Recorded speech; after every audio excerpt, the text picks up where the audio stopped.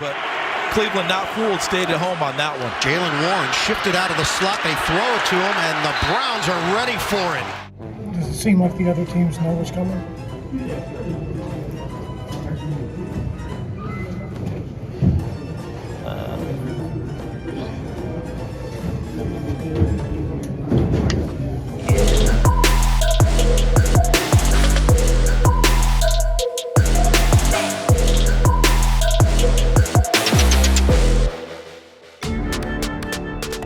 Welcome back to 5-Star Matchup, the only highlight show with no highlights. I'm your host, Pinhead, and I hope you'll join me for what I hope is the most rage-inducing episode of the year. Presented by the most rage-inducing candy in the world, Warheads. New Oops, all sour flavor to match the Steelers' offense. First they're sour, then they're still sour. What was I saying? Oh, never mind me. I'm just in the middle of having an out-of-body experience as I watch myself type away at a script that everyone is going to hate no matter what I say. Let's just agree out of the gate. The Steelers sucked yesterday and you're allowed to blame whatever you want. Browns, led by the mysterious and intriguing rookie DTR, grab a first down or two to get this one rolling, but eventually come up short right atop Brownie the Elf and punt it over to Canada's ragtag gang that will start at the 4. Great. Well, you know, this is a safety. Kenny Pickett gets absolutely walloped on the first play of the game by Myles Garrett, who, make no mistake, was phenomenal from bell to bell on Sunday. And no, you can't argue that one, no matter how badly you want. Refs give the Steelers another shot at it, and they try again to give up a safety, but sneak out by a millimeter, and oh my god, just punt it back already, will ya? Pathetic start for the Steelers. Starting at midfield, Dorian Thompson-Robinson spots Njoku, who, I don't know, maybe smells really bad or something. Otherwise, I can't understand why there would be no Steelers defender within 50 yards of him. But then again, he tends to do this to us once or twice every time we play, so why should I be surprised? Look, there's plenty of things you could say about the Steelers defense this year. Like, yes, they're terrible at stopping the pass, but did you know they're also terrible at stopping the run? Regardless of whatever happens with these turnovers at big moments in games, are we ever going to acknowledge that this defense isn't led by a rookie and it ranks in the high 20s or worse in almost every statistical category? How come that's never brought up by the standard is the standard people? You know, I remember when it would be shocking to see the Steelers ranked outside the top 10 in any defensive category. Like, actually shocking. Where was I? Browns take the lead 7-0. Offense gets moving with a nice pass short to Pickens, followed by a first down tote for the Naj man, but the Steelers proceed to run two of the worst plays you'll ever see. A little charity reverse to Pickens to make sure he feels involved early that goes nowhere, followed by this absolutely laughably predictable swing out to Jaylen behind three receivers who completely declined to block anyone. And in the words of my late great Uncle John, Jesus Christ just punted on third down. Roethlisberger, you f***ing suck. Oh, if he only knew what the future held. Back to the Brownies, and they go 3 and out as we head already into the second miserable quarter of this game that I never want to think about again. Bajorquez boots at 100 yards because of course he does, and the Steelers take over deep. Naj gashes him up the middle for 9 on first, Warren converts on third, and the Steelers prove they're just about the only offense where you'd rather take a 5-yard pre-snap penalty than run whatever the hell they were gonna do. But on 1st and 15, Pickett fires what is sadly probably his best throw of the day for what should be a first down, somehow ruled short and not reviewed by Mike T, whatever, he was asleep at the wheel all day like the rest of the team, and they convert because Jaylen Warren is a goddamn dog. What a beastly run by number 30, who I think I have to say at this point has been the Steelers' best offensive player in 2023. It's really not saying a lot with this murderer's row, but I shudder to think where they'd be without him. 3rd and 4, Pickett misfires, what else is new, and it's back to the Browns. D hanging strong now gets him right off, and we get another opportunity to watch Sideline Canada at work. Oh boy. Naj gets him going, followed by a pick-a-pair scrambles by Pickett, but on third, he might as well be a grilled cheese because that man is toast. Browns pass rush is triumphant again. 2nd and 10, the Browns, who have NFL pass concepts in their playbook, complete a short one for a nice catch and run. Take notes, Matt. Followed by a very effective reverse that eventually leads to a crucial 3rd and 4 at midfield. Because it's so brutally obvious that this will be a designed quarterback run, Terrell Austin says, "Fuck it, let's ignore the direction half the offensive line is pulling and give it to him for free." Great. The Browns continue to run NFL pass concepts like 5-yard passes on 2nd and 4, but eventually they get stuffed on a nice play by Alex and gang. And by the way, did you know he somehow only has 4.5 sacks in 10 games? Bud Dupree could never. Browns eventually kick the field goal, and we jog into the locker room for orange wedges and pretzel rods, down 10 to a rookie quarterback in Cleveland. F me. Hey there, I know you're not going to listen to this pitch today, so whatever. Patreon.com/5SMU. Do it if you like the show. Now roll the game. Another week, another horribly embarrassing first half stat sheet for Canada's remedial offense. Finding themselves in a double-digit hole, the Steelers need to respond as quick as possible, and respond they do. Jaylen Warren, who is a certified dog, takes this toad up the right side, and good. Go. Absolutely excellent touchdown run for the second-year back, who is proving now beyond a shadow of a doubt that he is the best back in the burg, and I'm not even sure it's close. Exactly what the doctor ordered for the sagging Steelers. Can they take advantage? Steelers stuff their run, but again, DTR scrambles to make it a 4th and 1 that they go for and get. But on 3rd and 8, it's an almost oops for that same rookie QB who very nearly throws a pick to Trenton Thompson, who, if you want one positive today, I thought played well. It's something. Steelers start with a nifty screen to the Muth man for his, I'm not kidding, 9th catch of the season, and he elects to plow straight into the defender instead of following the giant Samoan screaming down the field, and he gets a couple instead of a bunch.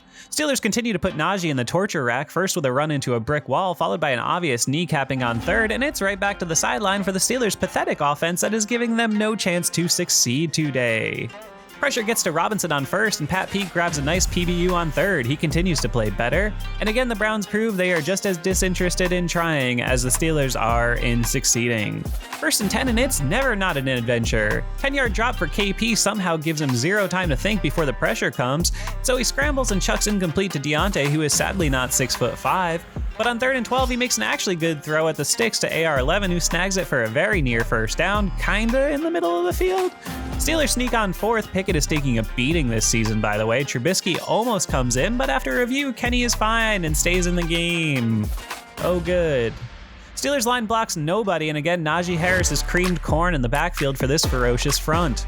Oozing 4 and neutering this drive before it even had the chance to get its shots. Hapless Steelers punt again.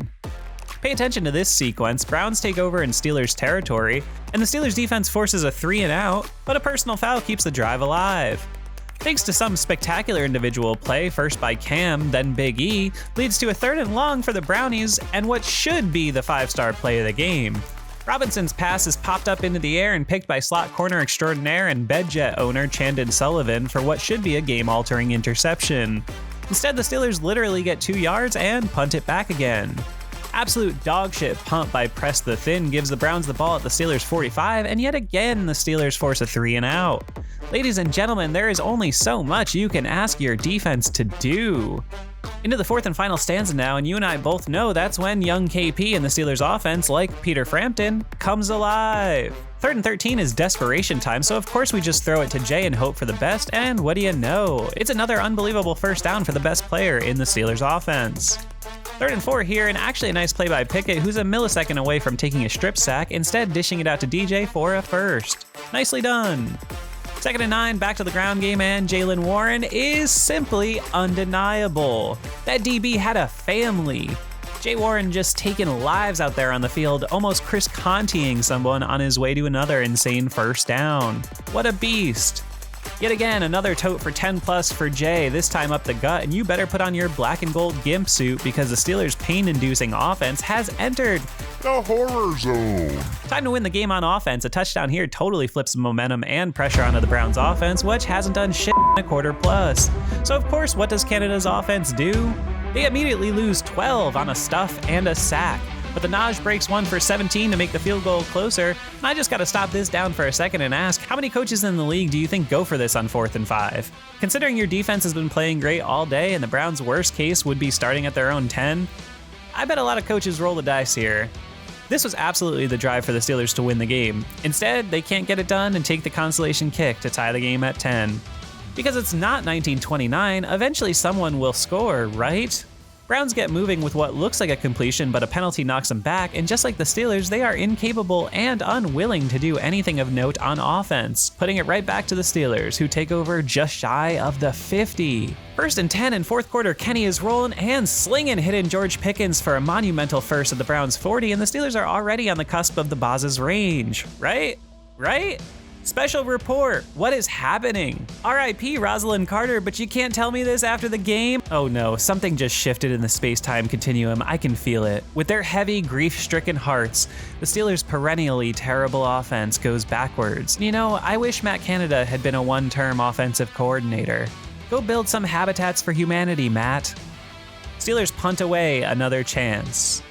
The Browns, who you have to figure will eventually make a play with their NFL caliber offense, get a nice tote up the gut for Kareem Hunt, who thankfully doesn't kick anyone, but eventually Robinson fires incomplete on third, and Kenny Pickett and the pathetic Steelers offense take over again, with Cleveland just begging to be put out of their misery. What the hell is this?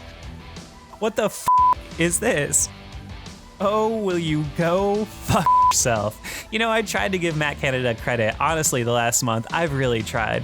But at this point, I'm not only wishing he was gone, working for some Mac school as a quarterbacks coach, but actually wishing Canada itself would become dislodged from North America, so I never even had to think about the word again. Anyway, it's back to the Browns, and you know the drill. It's the NFL. Eventually, the other team is going to make plays if you don't, and of course they do.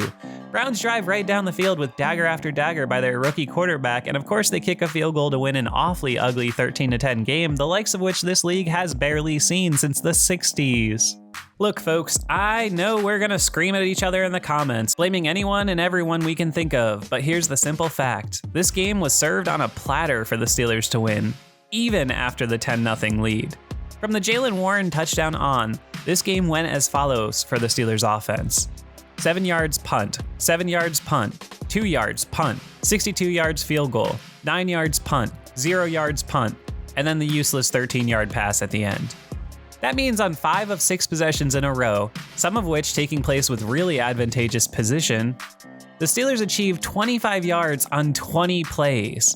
I don't care if the opposing defense is the 2000 Ravens, the 85 Bears, the 76 Steelers, the Justice League, a team of Ents, or what. That is just not professional caliber in the year of our Lord 2023. It's just not. I don't know if it's the quarterback, I don't know if it's the offensive coordinator, receivers, line, whatever. The point is, it's just not good enough. Steelers defense down a lot of bodies did a tremendous job today, and to me, played more than winning caliber football. The offense completely let that side of the ball down, but what else is new? I know some will blame Pickett's so-called regression, and I have to admit his 6 touchdown passes and literally worst in the history of the NFL 1.9 touchdown percentage are becoming terribly hard to defend.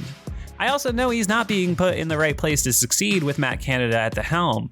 However, I also have to be a realist and remember that the offense we thought was terrible in 2021 had an extremely physically limited Ben Roethlisberger throw for 3,700 yards and 22 touchdowns. Compared to what Pickett is on pace for this season, those very pedestrian numbers look like video game stats. I don't know how to contextualize any of this, and anyone who says they have the answer is lying. It's everyone's fault.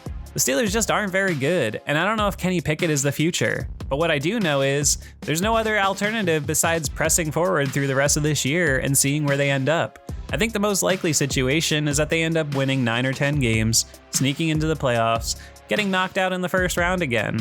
That's fine. They'll move on from Canada and give Pickett another year with a new OC. It's anybody's guess how that goes. But for right now, we're on to Cincinnati and another backup QB. Here we go.